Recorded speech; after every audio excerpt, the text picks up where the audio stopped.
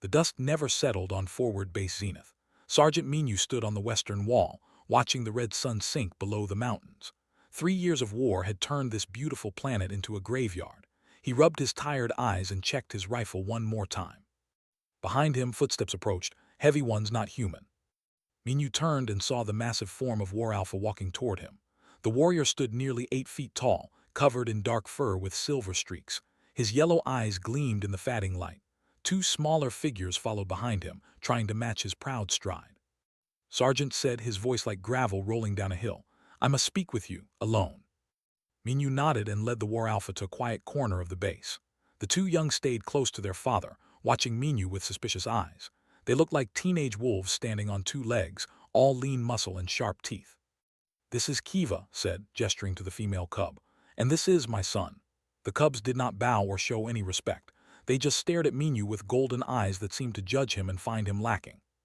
"What can I do for you, War Alpha?" Minu asked. Was silent for a long moment. His clawed hands clenched and unclenched.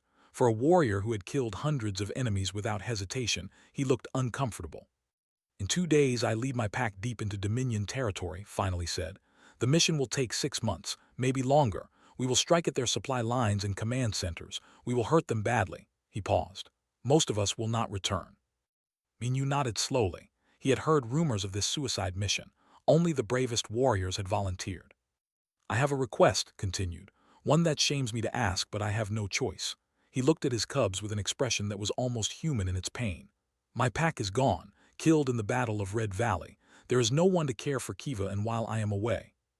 "You want us to watch them?" Minu asked, surprised. "More than watch," said. "I want you to train them, teach them to fight, to survive, to become warriors." He took a deep breath. "I have watched your squad, Sergeant. I have seen how you fight. You humans do not have our strength or our claws, but you win battles that should be impossible. You fight in ways we do not understand, ways that work."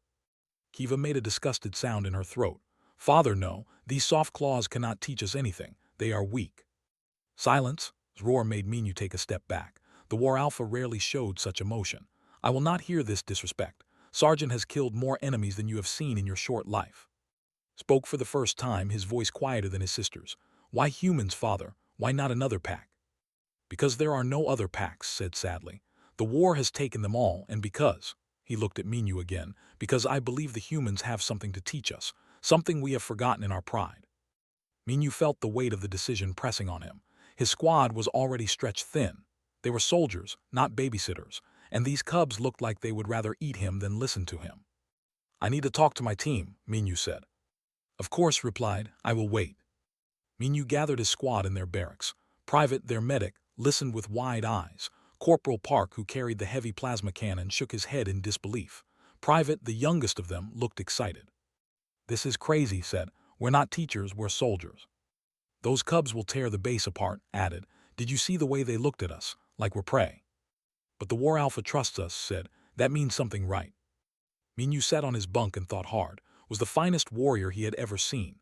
They had saved human lives countless times in this war. They were allies, friends even in their own way. "We owe them," Minu finally said. "They have bled for us, died for us. If thinks we can help his cubs, then we try." Sighed, "You're right, but I'm keeping the medical supplies locked up. Those 2 look like trouble." "All teenagers are trouble," said with a small smile. "At least these ones come with claws and fangs." They returned to and told him their decision. The War Alpha's relief was visible. He placed one massive paw on Minu's shoulder. "You honor me, Sergeant. I do not forget debts." Then knelt before his cubs. He spoke to them in the language, words that sounded like growls and barks to human ears. Kiva argued back, her voice rising. Stayed quiet, but his ears were flat against his head, a sign of unhappiness. Finally stood. He looked at his children one last time, then turned and walked away without another word. That was the way. No long goodbyes, no tears, just duty and honor. Kiva and stood alone, watching their father disappear into the darkness. For a moment they looked small and scared. Then Kiva's lips pulled back from her fangs. "We do not need soft-claw humans," she hissed at Minu. We are warriors." "Then prove it," Minu said calmly. "Training starts at dawn, don't be late." "We are never late," said, speaking directly to Minu for the first time. "We are never weak, we are never afraid." "Good," Minu replied, "because the next 6 months are going to be hard for all of us." That night Minu lay awake in his bunk, wondering what he had agreed to. Through the thin walls, he could hear strange sounds from the cubs' quarters, whining, whimpering, the sounds of children missing their father trying to be brave. Heard it too. Should we check on them? She whispered. No, Minyu said. Let them have their pride. Tomorrow we start building something new. What are we building? Asked from his bunk. Minyu smiled in the darkness. I don't know yet, but I think it's going to be interesting. Outside, the red sun began to rise on a new day. The war continued. The enemy gathered its forces, and two cubs slept restlessly, dreaming of a father who might never come home, in a base full of aliens they did not trust and did not understand. But that would change. Everything was about to change. Dawn came too early. Minyu stood in the training yard, watching the sunrise paint the sky orange and purple. His squad stood beside him, looking nervous. They had never trained anyone before, let alone alien cubs who thought humans were weak. Kiva and arrived exactly on time. They wore simple combat harnesses that left their arms and legs free. Their fur was groomed, their claws sharp and clean. They looked like young predators, beautiful and dangerous. We are here, Softclaw, Kiva said. She made the word sound like an insult. What foolish things will you teach us today? Minyu ignored the tone. Basic squad tactics, how to move as a team, how to cover each other. Snorted, we know how to fight. We have trained since we could walk. Then show me, Minyu said. He pointed to a combat course set up across the yard. Get from here to there, fast and safe. The cubs looked at each other and grinned, showing too many teeth. They took off running, moving with incredible speed. Their legs powered them forward like sprinters, their bodies low to the ground. They reached the other side in seconds. Impressive, said quietly. Now do it again, Minyu called out. But this time the enemy is shooting at you. He activated the training drones. Harmless laser beams lit up the course, simulating enemy fire. The cubs ran again, even faster this time. They dodged and weaved with natural grace. But they ran separately, each taking their own path. When Kiva got pinned down behind cover, kept running. When stumbled, Kiva did not slow down. They reached the end again, breathing hard but proud. You both died, Minyu said flatly. What? Kiva's ears went straight up. We made it across. You got hit 7 times, said, checking the drone logs. Took 4 hits, Kiva took 3. Those were not real shots, argued. In real combat you would be dead, Minyu said. Both of you, because you fought alone. Kiva's lips pulled back in a snarl. We are strong, we do not need help. Your father asked us to train you, Minyu said calmly. Are you saying he was wrong? That stopped her. In culture, questioning the War Alpha was unthinkable. Kiva looked torn between anger and shame. Watch, Minyu said. He gestured to and go. His 2 soldiers moved across the course together. Went first, staying low. When she got pinned down, laid down covering fire with his training weapon. Moved again while was drawing fire. They across the course, never leaving each other exposed. They reached the end without a single hit.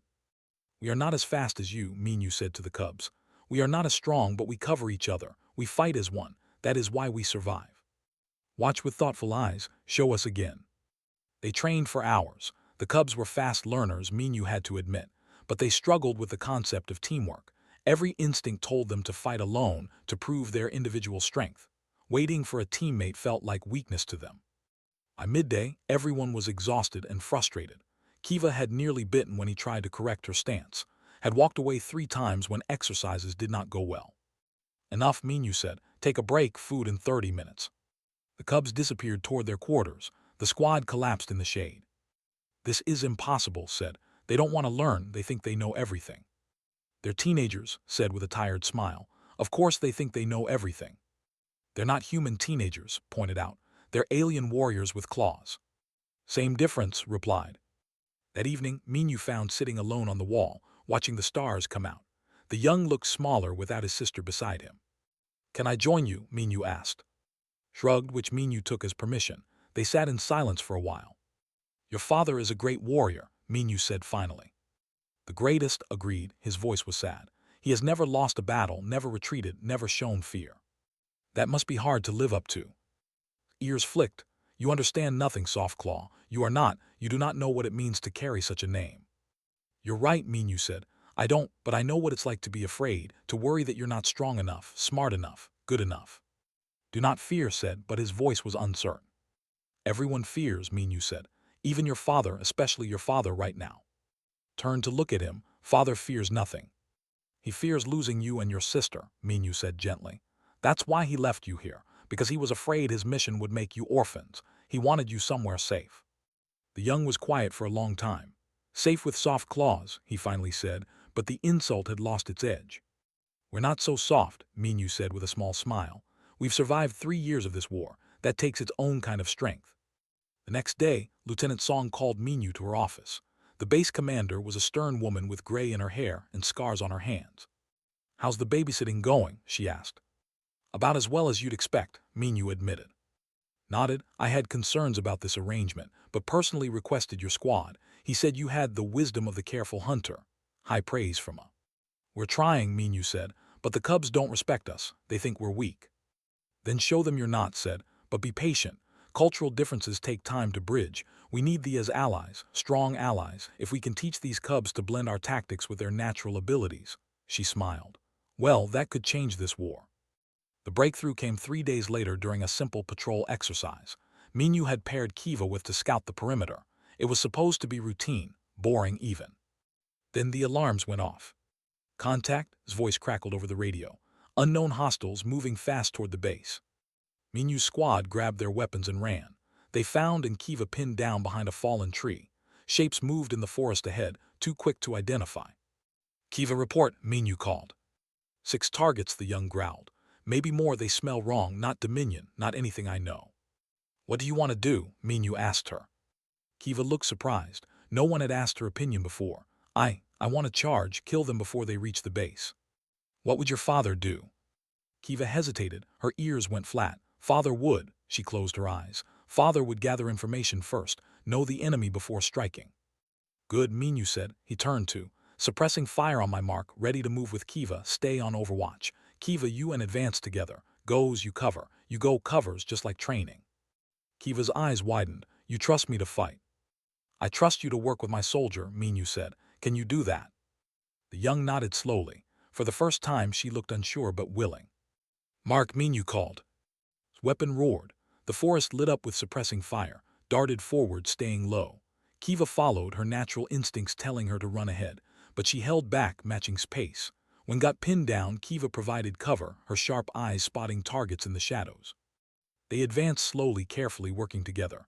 When they got close enough, they saw the truth. The hostiles were native animals, frightened by explosions from a distant battle, not enemies at all. Stand down, Minyu ordered. False alarm. They returned to base. Kiva was quiet, thinking hard. That night she found in the medical bay. You moved well today, Softclaw, Kiva said awkwardly. For a human. Smiled. You moved well too, for a who's learning teamwork. I do not understand, Kiva admitted, sitting down. Father is the strongest warrior alive. He fights alone and wins. Why does he want us to learn this weakness? It's not weakness, said. It's strength of a different kind. Look. She picked up 2 medical tools. One blade is sharp, but 2 blades together, they can do things one blade cannot. Kiva took the tools, examining them. Her claws clicked against the metal. I miss Father, she said quietly. I miss my pack. I know, said gently, but you're not alone, you have us now. We're not your pack, but maybe we can be something close. The young looked at the human medic, really looked at her perhaps for the first time. Maybe, she said, maybe you soft claws are not so useless after all. It was not much, but it was a start. 6 weeks passed. The base settled into a new rhythm. Every morning Kiva trained with Minyu's squad. Every afternoon they worked alongside human soldiers on regular duties. Every evening they shared meals and stories. The changes were slow but real. Kiva stopped calling humans soft claws to their faces, asked questions instead of assuming he knew everything. They were learning, even if they did not want to admit it. One morning, took to the heavy weapons range. The young had shown interest in the big guns, though he claimed it was beneath a true warrior to hide behind firepower. Here, said, setting up a plasma cannon. This is the Mark VII, heaviest weapon we have that one person can carry. Sniffed at it. Do not need such things, we have claws, teeth, speed. And when the enemy has armor too thick for claws, asked. When they have shields that stop teeth, when they have vehicles that move faster than you can run. The young had no answer for that. Showed him the weapon's controls, how to aim, how to lead a moving target, how to adjust for wind and distance. Watched with growing interest, his tail swishing behind him. The weapon is just a tool, explained. Like your claws are tools, the real weapon is up here. He tapped his head, knowing when to shoot, where to shoot, how to make every shot count because ammunition runs out. Show me, said. They set up targets across the range. Old vehicles, practice dummies, simulated bunkers. took the first shot, destroying a target 300 meters away. Then he handed the weapon to. The young struggled at first. His claws were too big for the human controls. His stance was all wrong, but he listened to his corrections. He adjusted. He tried again. By the end of the day, he was hitting targets with decent accuracy. More importantly, he was thinking about angles, about crossfire, about how to support teammates from a distance. "Your father would be proud," said as they cleaned the weapons. His ears perked up. "You think so?"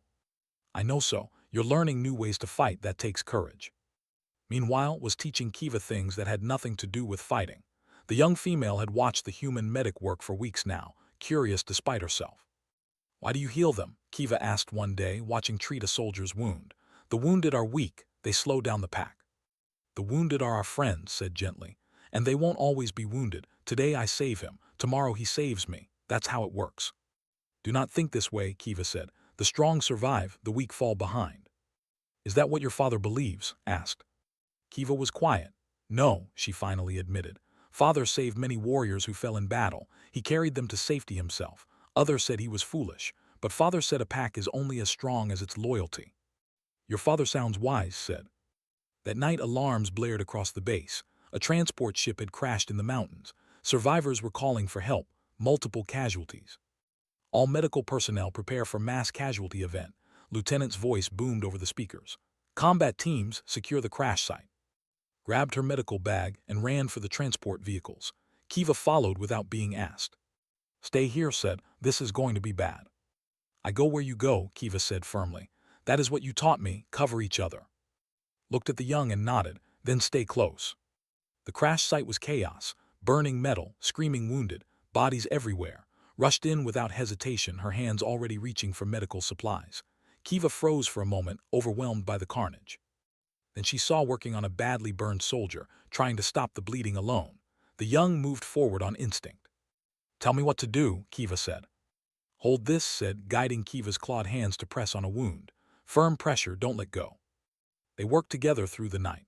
His medical knowledge combined with Kiva's strength and sharp senses. The young could hear heartbeats, smell internal bleeding, see in the darkness when human eyes failed. She became eyes and ears while the medic's hands worked miracles. They saved 17 lives that night, lost 6. Each death hit hard. She sat afterward, covered in blood, shaking. Kiva sat beside her, not knowing what to say. Finally, she did something she had never done before. She put an arm around the human's shoulders. "You fought well," Kiva said quietly. "You are a warrior, different from warriors but just as brave."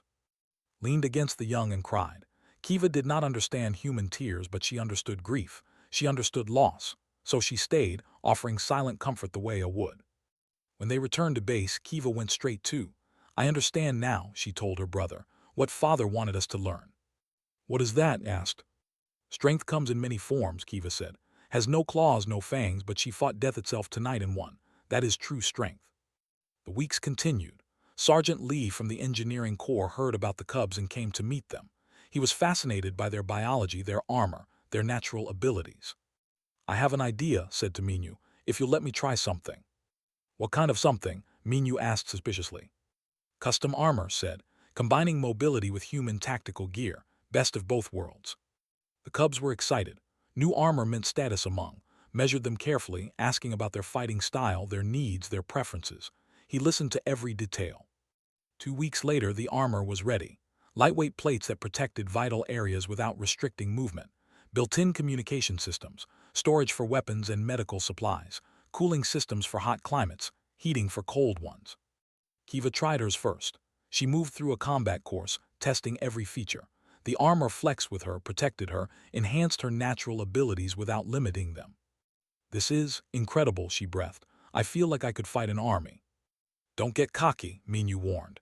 "Armor doesn't make you invincible." "But it helps," said, admiring his own new gear. "It helps very much." Private Shin, the communications officer, began teaching the cubs how to coordinate during battle, how to call in support, how to relay enemy positions, how to work with soldiers they could not see but had to trust. "Communication is everything," explained. "You can be the best fighter in the galaxy, but if you can't tell your team where the enemy is, you're useless." The cubs learned radio protocols, hand signals, emergency codes. They learned that sometimes the most important thing a warrior could do was share information. During a training exercise, spotted enemy movement using his enhanced senses. He immediately called it in, giving precise locations and numbers. Minyu's squad adjusted their position based on his report and won the exercise. Good work, Minyu told him afterward. Stood a little taller. I am learning, Sergeant, slowly, but I am learning. One evening, Kiva approached Minyu with a question that had been bothering her. Why do humans cry? She asked. I have seen it many times now. Cried when his friend died, cried after the crash. Even you, Sergeant, I saw tears when you read a letter from home. Minyu thought about how to explain. We cry because we feel, he said. Sadness, joy, love, anger. Our emotions are strong and sometimes they overflow. Do not cry, Kiva said. We are taught it is weakness. Is it? Minyu asked, cried for his fallen friend. Then he fought harder than I've ever seen him fight, cried for the patients she lost. Then she saved 17 more. Are they weak? Kiva considered this. No, they are strong, perhaps the strongest soldiers I know. Emotions don't make you weak, Minyu said. They make you real. They give you something to fight for, something beyond just survival. I miss Father, Kiva admitted suddenly. Every day I miss him, but I do not cry. Maybe you should, Minyu said gently. Maybe letting yourself feel the pain would help. That night in her quarters, Kiva finally allowed herself to grieve, for her father, for her lost pack, for the childhood that war had stolen, heard her crying and came to sit with her. He did not say anything. He just pressed his shoulder against hers, the way young comforted each other. We are changing, brother, Kiva whispered, becoming something neither fully nor fully human. Is that bad? He asked. Kiva thought about kindness, patience, friendship, Minyu's quiet wisdom. She thought about everything she had learned. No, she said finally. I think it is exactly what Father wanted. We are becoming something new, something better. Outside, the stars shone bright and cold. Somewhere among them fought his desperate war. And here, in a small base on a frontier world, his children were growing in ways he could never have imagined. They were still fierce and proud, but they were learning to be something more. They were learning to be part of a team, part of a family that crossed the boundaries of species. And that lesson would soon be put to the test. The attack came at dawn. Minyu was drinking his morning coffee when the first explosions rocked the base. He dropped his cup and ran for the command center, his squad already mobilizing around him. Report, Lieutenant barked at the tactical displays. Dominion forces full battalion strength, the sensor officer called out. They hit our eastern defenses hard, broke through in 3 places. How did they get so close without detection? Demanded. They must have killed our forward scouts, said, his face pale. Silent strikes in the night. Pulled up the base map. Red markers showed enemy positions flooding in like a tide. Blue markers showed their own forces, too few and too scattered. Reinforcements, she asked. 48 hours minimum, communications replied. We're on our own. Minyu felt his stomach drop. The base was half strength already. Most units had been rotated out for rest. They could not hold against a full battalion, not for 2 days. All squads to defensive positions, ordered. Priority 1, protect the civilians in the shelter. Priority 2, hold until reinforcements arrive. She looked at Minyu. Sergeant, your squad takes the western perimeter. It's our weakest point. Understood, Minyu said. It was a death sentence. The western perimeter had the least cover, the worst firing positions. If the enemy flanked that way, his squad would be the only thing standing between them and the civilian shelters. Kiva and were already in their new armor when Minyu reached the assembly point. They looked fierce and ready, but he could see the fear in their eyes. This is real combat, Minyu said to them. Not training, not drills, real combat. If you want to stay in the shelters, no one will think less of you. We are, Kiva said, her voice steady despite her fear. We do not hide.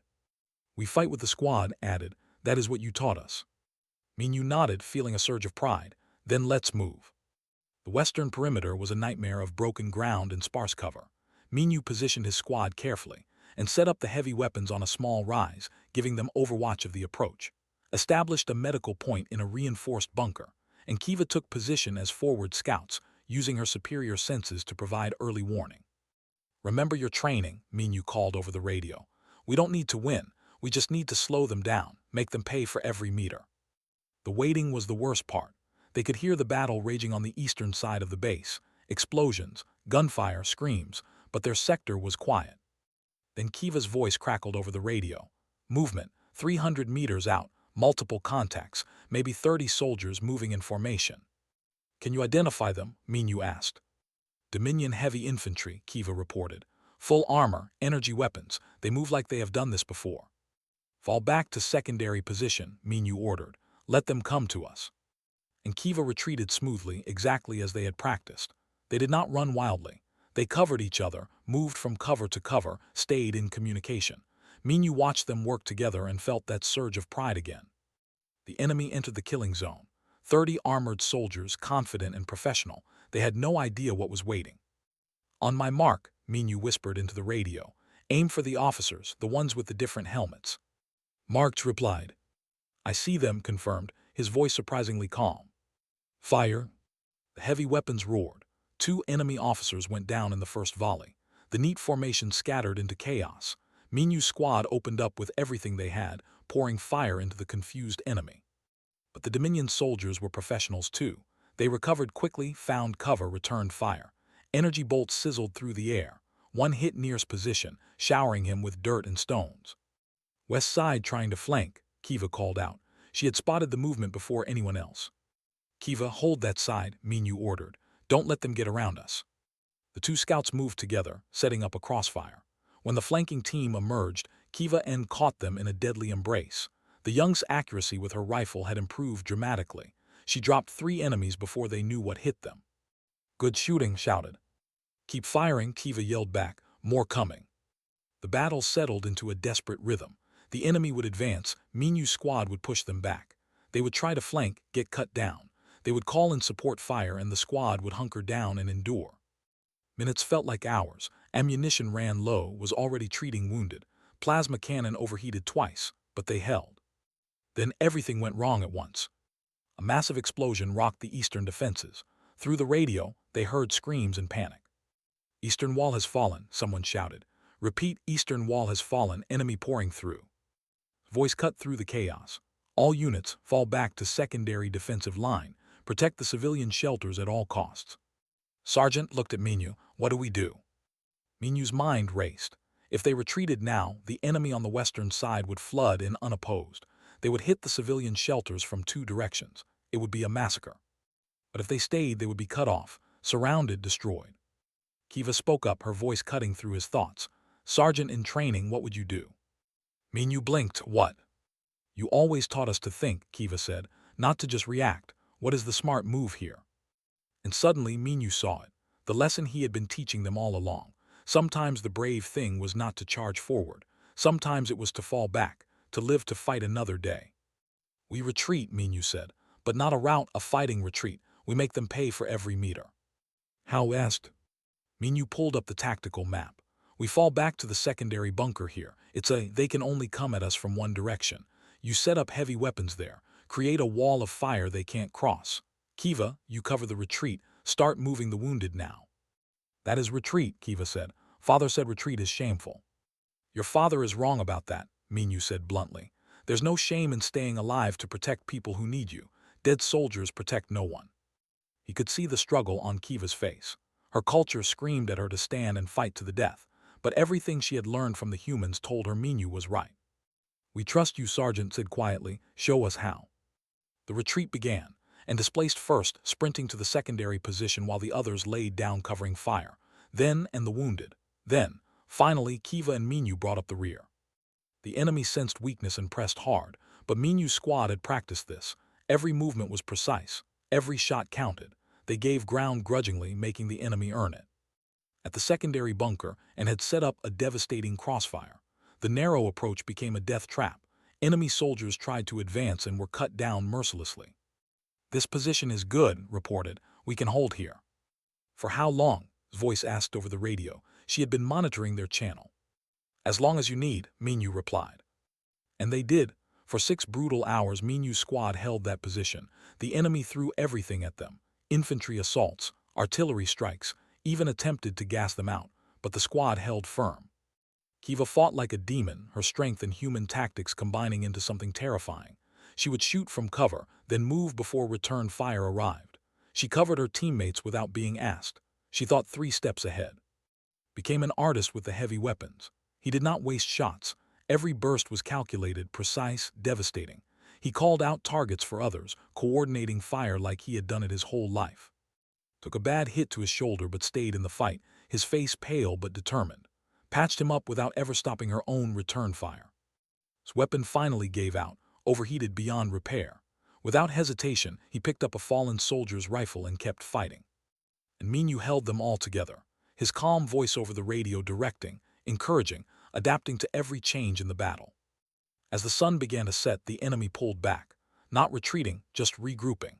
Minyu knew they would attack again soon, probably at night when their thermal optics gave them advantage. "Status report," he called softly. "Nearly out of ammunition," reported. "Maybe 30 shots left for the squad." "Medical supplies critical," added. "I can treat one, maybe 2 more serious wounds, that's it." "I am tired," Kiva admitted, her voice rough. "More tired than I have ever been." "Me too," said. Minyu looked at his squad. They were exhausted, wounded, almost out of supplies. But they were still fighting, still together. "You did good today," he said. "All of you, I'm proud to fight beside you." "Even the cubs?" Kiva asked with a weak smile. "Especially the cubs," Minyu replied. "You're not cubs anymore, you're soldiers, real soldiers." Kiva and looked at each other. Something passed between them, something profound. They had come to this base as arrogant children who thought they knew everything. They had learned humility, teamwork, sacrifice. "When this is over," said, "I want to tell Father what we learned here." "When this is over," Kiva corrected, "we will show him." The night came. The enemy attacked again, but Minyu's squad was ready. They fought through the darkness, each soldier trusting the others absolutely. And when dawn finally broke, when reinforcements finally arrived, they were still holding. Battered, bloody, but unbroken. They had held the line. 3 weeks after the battle, forward base Zenith was still recovering. The eastern wall was being rebuilt. The dead were buried with honor. The wounded filled the medical bay. Minyu's squad had been rotated to light duty, giving them time to heal. Shoulder was mending slowly. Had burns on his hands from the overheated weapons. Had barely slept in days, helping with the wounded. Kiva and had both been injured too. Kiva had taken shrapnel to her leg, had a cracked rib from a near-miss explosion. But they wore their wounds with quiet pride, the way veterans did. Lieutenant had put the entire squad in for commendations. The battle reports praised their defensive action, their tactical retreat, their stubborn courage. The Cubs were specifically mentioned for leadership and bravery under fire. "How does it feel?" asked Kiva one morning as she changed the wound dressing. "Strange," Kiva admitted. "In culture we earn status through individual glory, single combat, personal victories, but this feels different, better somehow." "Because you earned it together," said with a smile. "Yes," Kiva said softly, "together." That afternoon, new orders came through. Kiva and were being assigned as junior squad leaders. They would each command a small fire team, working under Minyu's overall command. "This is unprecedented," said when he heard. "Cubs commanding human soldiers." "They've earned it," replied simply. "Age doesn't matter, species doesn't matter. They've proven themselves in combat, that's what counts." Kiva took command of a scout team with as her second, took a heavy weapons team with advising. Both Cubs approached their new roles with surprising humility, asking questions, listening to advice, learning from their human soldiers. The days passed. The base returned to routine, but something had changed. Humans and worked together more closely now. The Cubs had shown it was possible to bridge the gap between species. Other soldiers visited the base to see the Cubs who fought like humans. They were skeptical at first, then impressed, then thoughtful. Some stayed to learn these new tactics. The seed of change had been planted. Then on a quiet morning 2 months later, the alarm sounded again. But this time it was not an attack. "Unknown ships incoming," the sensor officer called. "Signatures, they're broadcasting War Alpha's personal code." Minyu felt his heart leap. He ran to the landing pad with his squad. Kiva and were already there, their ears standing straight up, their tails rigid with tension. The ships landed in a cloud of dust. The ramps dropped and emerged. The War Alpha looked terrible. His fur was matted with old blood. He moved with a limp. Scars covered his body. Behind him came perhaps 20 other warriors, all that remained of the force that had departed 6 months ago. But they were alive. They had completed the mission. The strike had crippled Dominion supply lines for 3 sectors. It had cost them dearly, but they had succeeded. Eyes scanned the landing pad, searching. When he saw his Cubs, he stopped. His expression was unreadable. Kiva and stood at attention in their custom armor. Behind them stood their fire teams, humans, and side by side. They looked professional, confident, completely different from the angry, arrogant Cubs he had left behind. "Father," Kiva said formally, giving a salute, "welcome home." Approached slowly. He looked his daughter up and down, then his son. He saw the scars, the hardness in their eyes, the way they carried themselves. "You are injured," he said finally. We fought, replied simply. We bled, we survived. I see, said, his voice was strange. And these soldiers behind you? Our fire team's father, Kiva said. We command them. Ears flattened. Around the landing pad, other warriors muttered in shock. Cubs commanding adults, leading humans, it was unthinkable. This is wrong, one of his warriors growled. Cubs should not. Silence, his voice cracked like a whip. He circled his cubs slowly, studying them. Show me. Minyu stepped forward. War Alpha, if I may, I have combat recordings from the base defense. Your cubs fought with great honor. Show me, repeated. They went to the command center, pulled up the tactical recordings, and his warriors watched in silence as the battle unfolded on the screens. They saw Kiva and holding the flank with precision teamwork. They saw directing heavy fire with calculated efficiency. They saw the fighting retreat, every soldier covering each other, no one left behind. They saw Kiva make tactical decisions that saved lives. They saw coordinate complex fire missions. And through it all, they saw something that no warrior had ever seen before. They saw fighting like humans, thinking like humans, winning like humans. When the recordings ended, was silent for a long time. This is not the way, he finally said. No, father, Kiva agreed. It is better. His head snapped toward her. You dare. She's right, Minyu interrupted quietly. War Alpha, with respect, your way is strong, but it has limits. Individual warriors, no matter how skilled, can be overwhelmed. Packs fighting without coordination can be defeated. You asked us to teach your cubs. We taught them that strength has many forms. You taught them to abandon their heritage, one of his warriors snarled. We taught them to enhance it, said firmly. Kiva still fights with fury, still has senses and strength, but now they also think tactically. They work with others, they lead. Looked at his cubs again, really looked at them. He saw pride in their bearing, confidence in their eyes, and something else, wisdom. His children had grown in ways he never expected. You left us to learn survival, father, said softly. These humans taught us to thrive. Show me more, demanded. Show me these tactics, this coordination. Over the next 3 days, Kiva and demonstrated everything they had learned. They ran training exercises with their fire teams. They showed combined arms tactics. They explained human military philosophy. Warriors watched with growing interest. Some remained skeptical, but others began to see the possibilities. What if strength could be combined with human strategy? What if individual prowess could be by teamwork? On the 3rd day, called a formal gathering, all the surviving from his strike force attended. So did the base's human command staff. I left my cubs here in desperation, began. I thought I would return to find them soft, weakened, corrupted by human thinking. He paused. I was wrong. Murmurs spread through the assembled. My cubs have not been weakened, continued. They have been strengthened. They learned that cooperation is not weakness, that strategy is not cowardice, that leading others requires more courage than fighting alone. He turned to Minyu. Sergeant, you have given me something more precious than my cubs' lives. You have given them a future, a way forward. For this, I am in your debt. No debt, Minyu said. They taught us as much as we taught them. They showed us that different species can work together, can trust each other, can become family. Nodded slowly, then he did something unprecedented. He knelt before his cubs. I am proud of you, he said, his voice rough with emotion. Not because you followed the way, but because you found a better way. You have surpassed me. Kiva and looked at each other, tears forming in their eyes. In culture, a War Alpha never knelt, never admitted being surpassed. It was the highest honor their father could give. We learned from the best, father, Kiva said. From you and from them. She gestured to Minyu's squad. Stood, he looked at Lieutenant. I have a proposal. Let other cubs train with human units. Let us share our knowledge. Let us build something new together. Integrated units, asked, and humans fighting side by side. More than that, said. Let us learn from each other. Let human squads train with packs. Let our cubs grow up knowing both ways. We are allies. Let us become partners. Extended her hand, agreed. Clasped it with his massive paw. The assembled soldiers, both human and cheered. Word spread quickly through the coalition forces. Within weeks, other War Alphas began sending their cubs to human bases. Human soldiers volunteered to train with packs. Exchange programs started. Joint exercises became common. The war was far from over. The Dominion still pressed hard on all fronts, but something had changed. Humans were no longer just allies.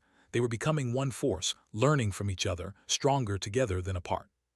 Minyu stood with one evening, watching Kiva and lead a combined training exercise. You took a great risk, said. Agreeing to train my cubs, it could have failed. It almost did, Minyu admitted with a smile. Those first few weeks were rough. But you persisted, why? Minyu thought about it, because I saw potential, not just in them, in all of us. Humans and together were better than either species alone. Your cubs proved it. They are not cubs anymore, said, watching his children with pride. They are leaders, bridge builders, the future.